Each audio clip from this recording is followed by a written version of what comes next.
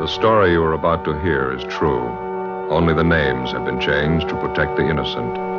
Fatima Cigarettes, best of all long cigarettes, brings you Dragnet.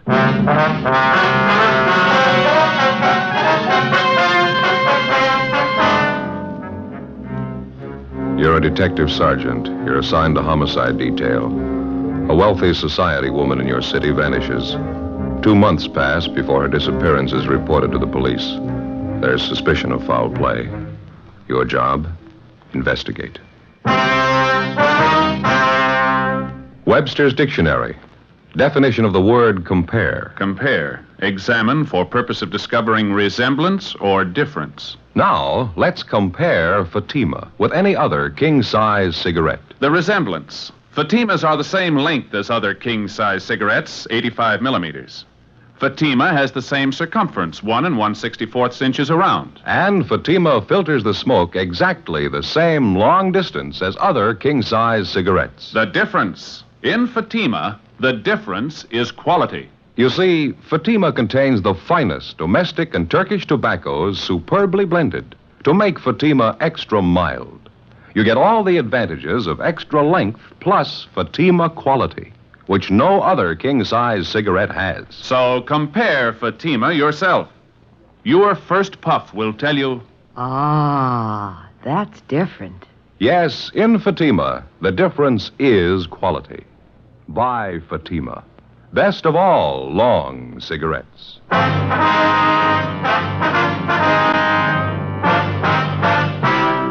Dragnet, the documented drama of an actual crime.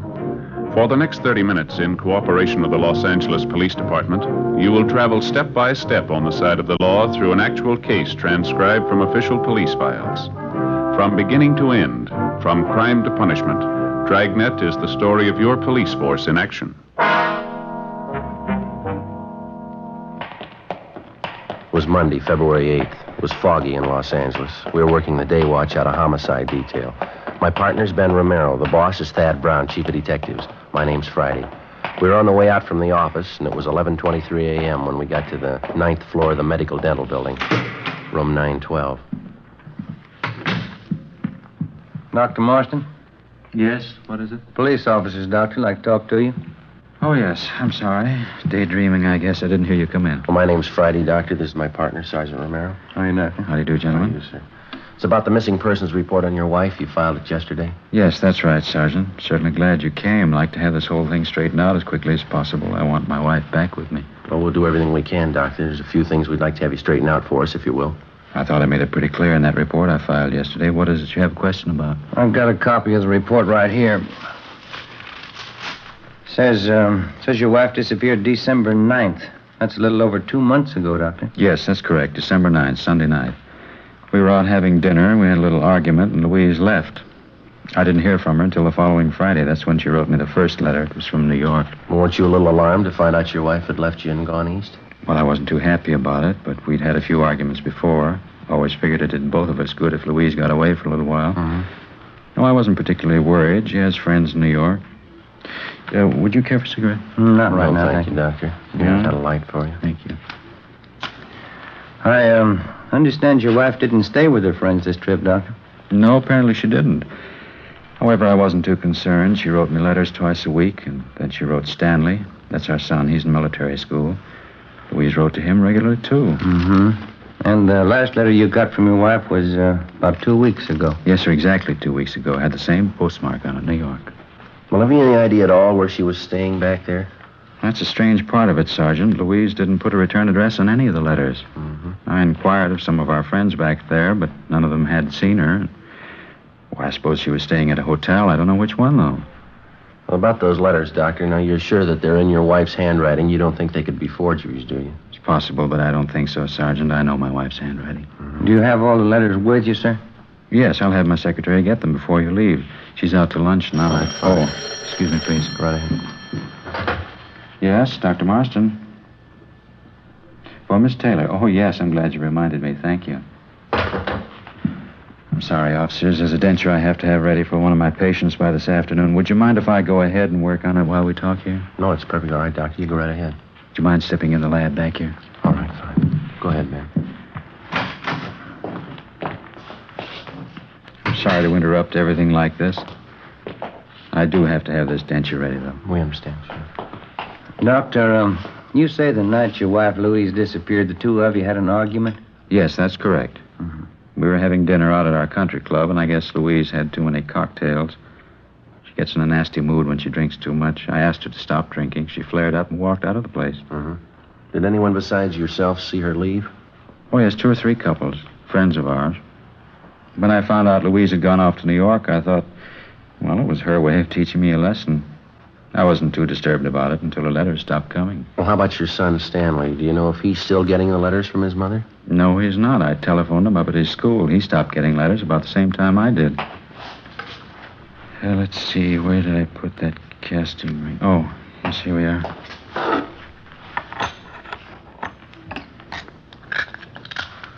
Then, as far as you know, Doctor, no one at all has actually seen your wife since that night at the country club when she walked out and left you. Mm-hmm, that's correct. As I say, if I hadn't been getting those letters from her every week from New York, I would have called the police in long ago. Would you excuse me, please? Oh, yeah.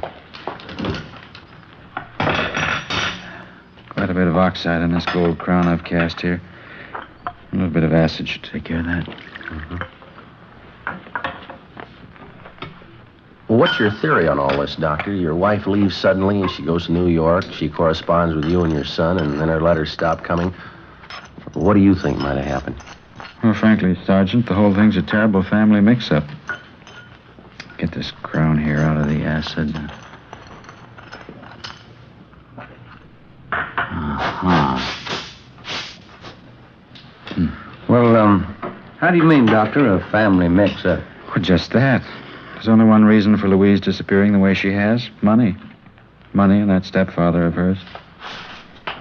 Say, would you switch on that small motor there, Sergeant? I've got to polish up this crown and get it in shape. Oh, yeah. Sure. Thank you. Well, what do you mean, Doctor? How does your wife's stepfather fit into all this? He's money mad. It's about the size of it. I don't know if you're aware of it, but my wife Louise was left a considerable amount of money by her aunt. Uh-huh. Well, it was a fortune, as a matter of fact. Louise's stepfather has always been trying to get his hands on it. Excuse me again. Sure, go ahead.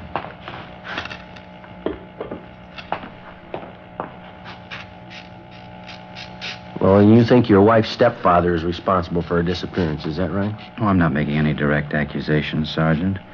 But 2 days ago, or 2 days before Louise disappeared, I had $80,000 in bonds signed over to her. Checked around since she's been gone. Haven't been able to locate the bonds anywhere. You think she had the bonds with her when she left? Guess I'm sure of it. Pardon me just a moment. Yes, go right ahead. Uh-huh. That's a fine cast with sharp margins on it. Well, now, the $80,000 worth of bonds, Doctor, do you have any way of proving that you gave those to your wife? Oh, certainly. I have my wife's signed receipt for them. You're welcome to check it over if you like. Mm-hmm. Just how do you think your wife's stepfather figures in there? Is there any indication he might have made a move to get the bonds? Enough to satisfy me, yes. My secretary told me about it. Lenore Dexter, that's the girl in the reception room. Oh, well, huh? The night after my wife left me at the country club, that'd be December 10th, Miss Dexter was at the airport waiting for a friend to arrive on a plane. While she was waiting, she saw my wife and her stepfather cross through the waiting room and go out toward the main gate. Mm-hmm. Your secretary's sure it was really your wife and her stepfather. Well, that's what she told me. You're certainly welcome to talk to her yourself if you like. Yes, and well, besides the bonds, do you know of anything else of value that your wife had with her when she left? No, I don't think so. She had her fur coat on, of course. It's expensive. She was wearing a diamond ring, anniversary gift from me, large solitaire, worth quite a bit of money. You can get the description from the jeweler. I'll give you his name. All right, Doctor. Your wife's stepfather, we'd like to have his name and address, too. Surely. I'll have my secretary check on both of them right now. All right, fine. Sergeant, you've got to find Louise. I've got to have her back with me. Well, we'll do everything we can, Doctor. We promise you that. I know my wife wouldn't stay away of her own free will, not this long, not at a time like this. How do you mean, sir? Well, let me show you.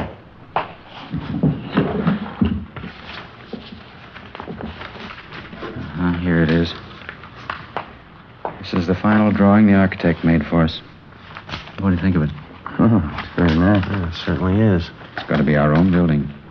12 stories, finest in the city. Uh-huh.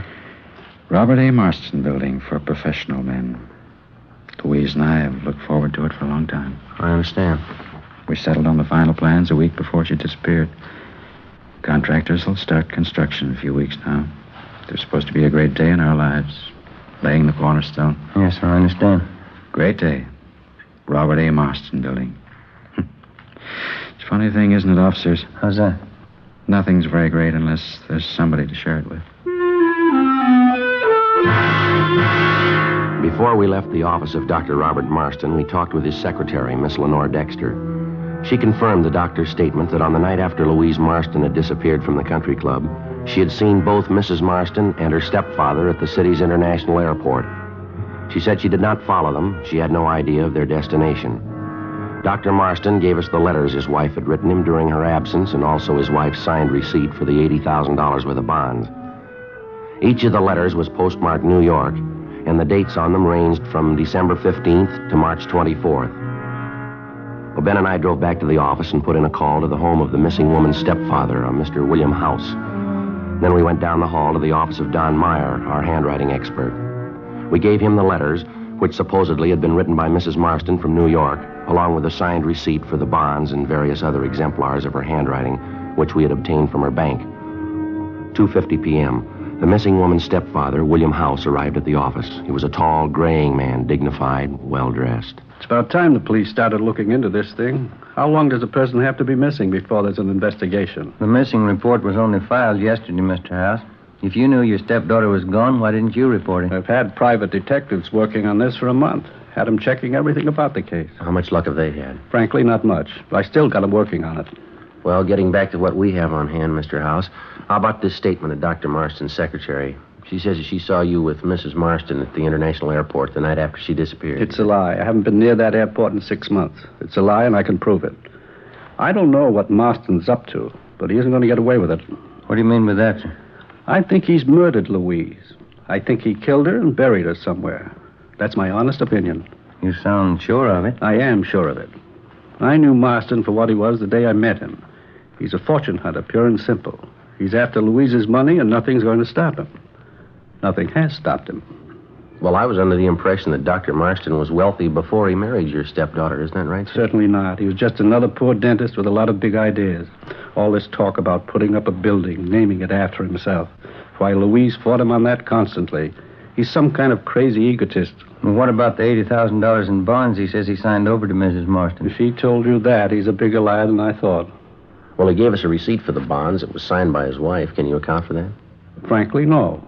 Either he got her signature on it by some kind of trick, or he forged it. I'm sure he never had that much money. Those bonds belong to Louise. What about the letters Dr. Marston got from his wife? You think they were forged, too? I'm positive they were. Don't you see, officer? It's the perfect cover-up for him. Well, one way or the other, it's not going to take us long to find out the truth. Our handwriting man's checking over the letters and the bond receipt now. Can you fill us in at all on Dr. Marston's background, Mr. House? Only since he's been connected with the family, since he married Louise. Say, would you give me a cigarette, please? I went off and left mine at home. Oh, sure. Here you are. Thank you. Thank you. I can't tell you how I feel about it, officer. I'm afraid of that man. I'm deathly afraid of him. I know he's done something terrible to Louise. Well, how can you be so sure of it, Mr. House? You must have some basis for your opinion. I just know, that's all, Sergeant. If Louise had just disappeared and there wasn't any question of money involved, I wouldn't be so anxious about it. But $80,000 worth of bonds, that'd be enough to tempt Marston to murder his own mother. You don't know him like I do. Well, what do you know about him, sir? There must be something concrete. I can tell you this much, officer. Marston's a man who is capable of murder. Now, I'm a sensible man. I don't walk up and down the street looking for murderers. But I know when we've got one in the family. That much you've got to believe. You will believe it. Well, excuse me just a minute. I'll get that. Homicide, Friday. Yeah, Don. All right? All of them? Right. Thank you, Don. Well, that was our handwriting man, Mr. House. Yes? He just finished checking the writing in those letters and on the receipt for the bonds. What'd he say? Forgeries? No, sir. They're genuine. Every one of them. As soon as William House left the office, Ben and I began an immediate check of his whereabouts the night after his stepdaughter, Louise Marston, had disappeared. We talked to his friends and associates, members of the staff at the club where he lived. We found a dozen people who backed up House's claim that he was nowhere in the vicinity of the airport the night after Mrs. Marston dropped from sight. We went back and talked with Dr. Marston's secretary, Lenore Dexter. She still insisted that she had actually seen House at the airport with the missing woman. Dr. Marston and the stepfather continued to accuse each other of murder. At our request, repeated efforts were made by the New York police to locate Mrs. Marston. No luck. We checked and rechecked with the maid at the home of the missing woman. All she could tell us was that Louise Marston never returned home after leaving the country club, and also that she'd been wearing a fur coat and an expensive diamond solitaire ring. A week passed, and then 2 weeks. We stayed on it, but there wasn't much progress. The case of Louise Marston came to a virtual standstill Wednesday, February 24th. Hi, Joe. Morning. Anything new? Yeah, I think we got a break. The Marston case. Oh, what do you got? Maid out of Dr. Marston's home. She called first thing this morning. Said Dr. Marston had a little dinner party out there last night. What about it? One of the people there was Marston's secretary, that Lenore Dexter. Oh, yeah. She was wearing a large diamond ring. Yeah? Maid got a good look at the ring. Mm-hmm. Says it's the same one Mrs. Marston was wearing the night she disappeared.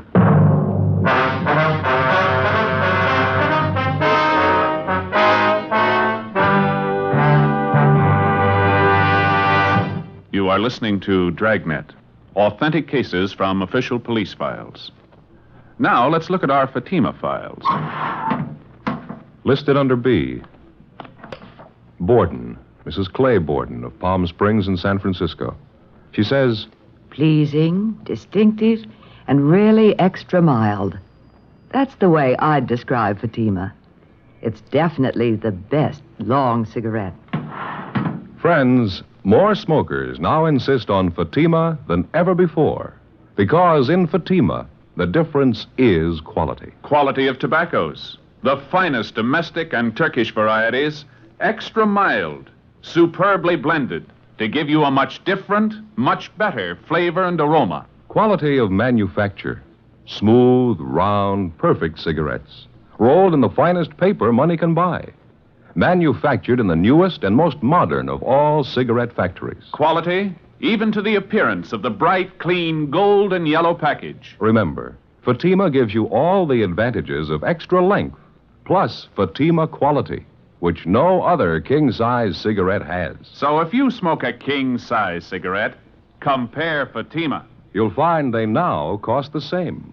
But your first puff will tell you, Ah, that's different. yes, in Fatima, the difference is quality.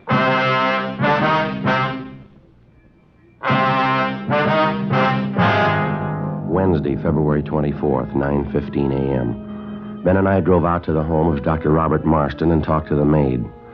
She told us that on the previous evening, the doctor had had a small dinner party and that one of the guests was the doctor's secretary, Lenore Dexter.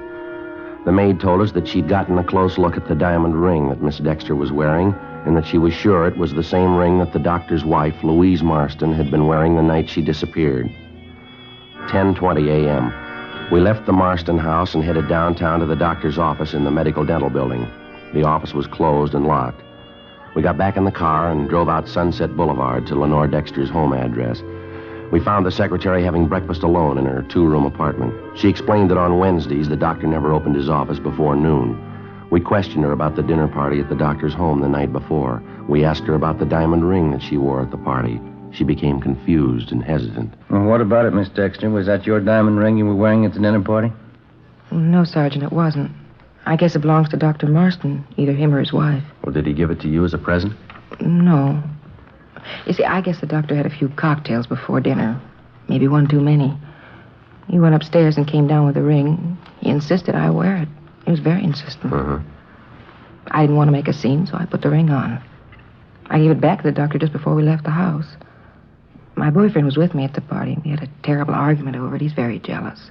Tell me, Miss Dexter, did Dr. Marston have any special reason for wanting you to wear the ring? No, he just said he liked me and that I was pretty and I ought to have pretty things. My boyfriend didn't like him at all. Well, had you ever seen that particular diamond ring, Miss Dexter? Before last night? Well, I don't know, Sergeant. I think so. I'm not sure. Well, where do you think you saw the ring before? Mrs. Marston. I think I saw her wearing it once. Was she wearing it the night you were supposed to have seen her at the airport? I don't know what you mean. I didn't notice the ring, but I saw Mrs. Marston at the airport. I'd like to have you think this thing out for yourself, Miss Dexter. Mrs. Marston's been gone for almost 3 months now, and there's a strong possibility that she might have been murdered. You can make up your own mind about it, miss. If you're not involved in that disappearance, I'd advise you to tell us the truth. It might save you a lot of trouble. Miss Dexter? You mean about my seeing Mr. House at the airport with the doctor's wife the night after she disappeared? Yes, ma'am, that's right. You sure that's the truth? I didn't want to get involved, Sergeant. I didn't want any part of it. You mean you didn't see Mrs. Marston and her stepfather at the airport that night, that you made it all up? I didn't make it up, Sergeant. I swear I didn't. He told me what to say. He said to do it as a favor for him. Who's that, miss? Dr. Marston. We continued to question the secretary, Lenore Dexter. She confessed that Dr. Marston had directed her to tell the story about seeing Louise Marston and her stepfather, William House, at the international airport. It was all a complete lie. She said that Marston had explained that the whole thing was just a practical joke, that it didn't mean anything. When Mrs. Marston was officially reported missing, she thought of going to the police, but Marston had frightened her out of taking any such action. The only other suspicious thing she could recall about Mrs. Marston's disappearance was a conversation between the doctor and his architect, Mr. Harold Whitmore. He was the architect who had planned and designed the projected Robert A. Marston building for professional men. Well, the secretary told us the doctor's conversation with the architect had taken place about a month before Mrs. Marston's disappearance, and that she'd heard the doctor mention to the architect something about New York and a packet of letters. Lenore Dexter was taken downtown, where she gave us a complete signed statement. Ben and I got in the car and drove to the offices of architect Harold Whitmore over on South Hope Street.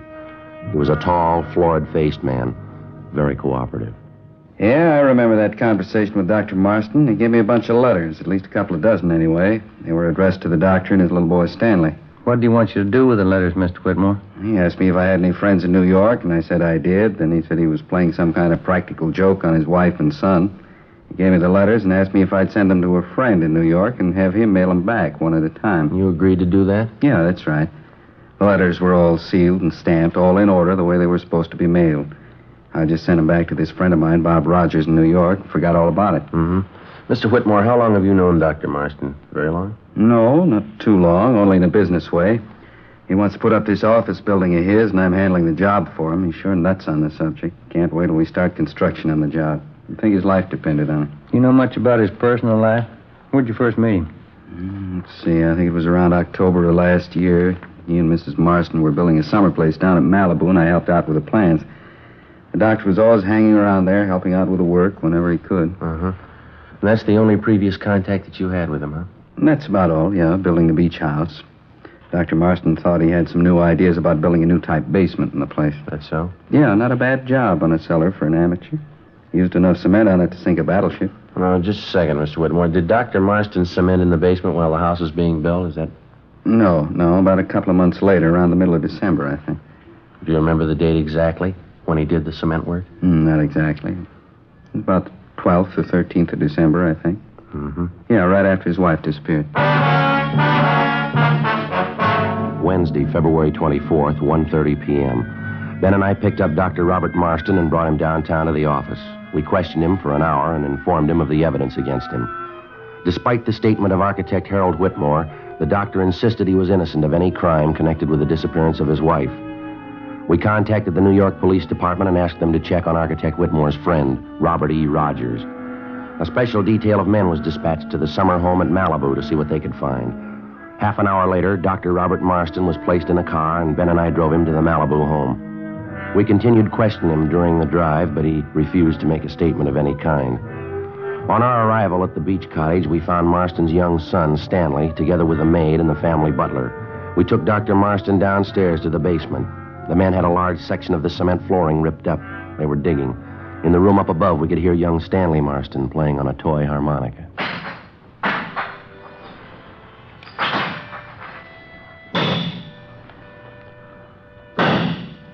like to know something, Sergeant, just for my information? Yes, sir? Why do you think I'd kill my wife? Why do you think I'd do such a thing? We're not sure yet if you did kill her. And why do you have these men doing this? Digging up the whole basement. Why do you think I killed her? You won't find anything. You might as well tell them to stop now. They won't find anything. I explained everything to you. Why can't you take my word for it? Well, you still haven't explained about those letters, why you had them sent to New York, why you had them mailed back here one at a time. Got nothing to do with it. Why can't you believe me? Your wife didn't disappear without a reason, Doctor, and we'd like to know what the reason is. I told you a dozen times over. You know what happened. We were at the country club, Louise and I. She was drinking a lot. I told her to lay off. We had an argument. She walked out, that's all. She walked out. I didn't see her anymore. Yes, sir. We'll have it all worked out. Don't worry about it. Why can't that maid look after the boy up there? Making all that noise. Why can't you take him out somewhere down to the beach? Romero? Yeah? I'll see you a minute. Oh, yeah, right.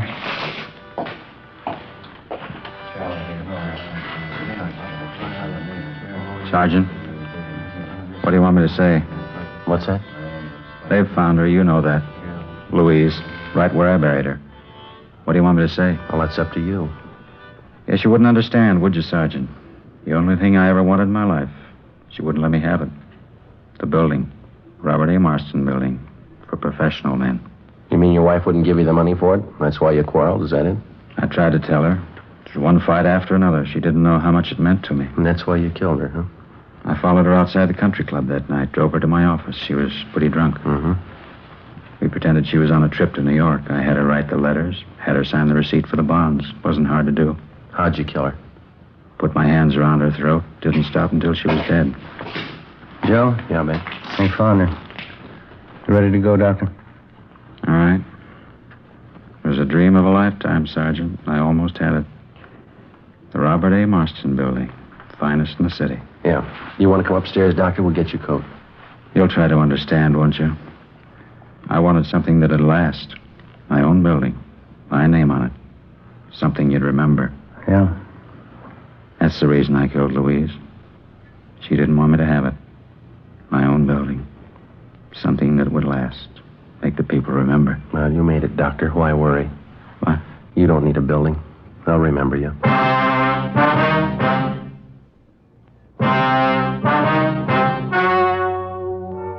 The story you have just heard was true. Only the names were changed to protect the innocent. On June 3rd, trial was held in Superior Court, Department 87, City and County of Los Angeles, State of California. In a moment, the results of that trial. And now here is our star, Jack Webb. Thank you. Friends, our latest sales figures indicate that Fatima is undoubtedly the fastest growing long cigarette in the country. And I'm sure you'll agree that there must be a sound reason for Fatima's ever-increasing popularity. Well, to my way of thinking, that reason can be summed up in just two words. Fatima quality. You'll spot it instantly. Fatima gives you all the advantages of extra length plus Fatima quality, which no other king-size cigarette has. So tomorrow, buy a pack of Fatimas and prove to yourself that the difference is quality.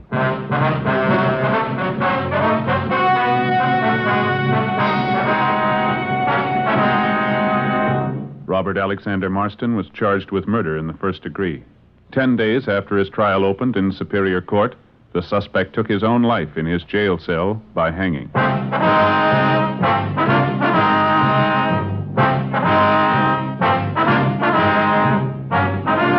You have just heard Dragnet, a series of authentic cases from official files. Technical advice comes from the Office of Chief of Police W.H. Parker, Los Angeles Police Department.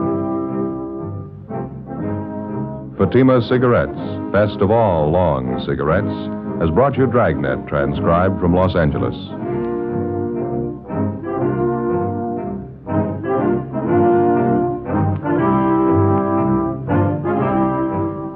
Stay tuned for Counter Spy next over most NBC stations.